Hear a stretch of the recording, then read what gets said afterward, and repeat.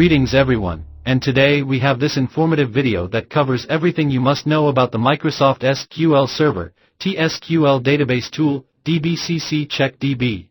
We will discuss why and when this process should be run, command options that determine the level of database checking and runtime involved, and other amazing features that you may not have known about. DBCC CHECKDB is a powerful TSQL tool used to evaluate the logical and physical integrity of all objects within a SQL Server database. It is a vital tool to maintain the health and integrity of your SQL databases. The SQL experts advise immediately that any inconsistency or damage within the database will be revealed quickly and fixed accordingly. The process of DBCC CHECKDB can be customized with many different command options as per your issues.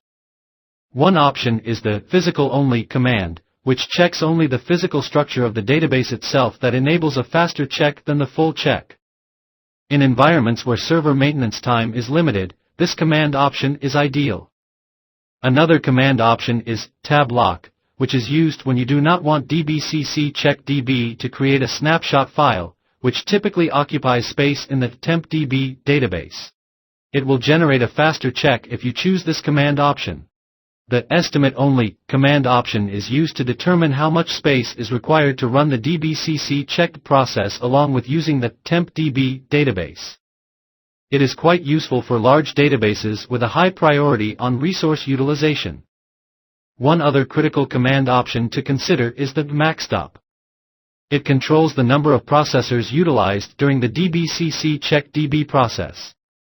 For achieving optimal performance, it is recommended to limit the number of processors used. Now, let us get into the repair options. The first repair option is Repair Allow Data Loss, which can be disastrous because data may be lost. When there is no backup, this has to be your last go-to option. Hence, we suggest using a backup before attempting to use this repair option. The second repair option is Repair Rebuild.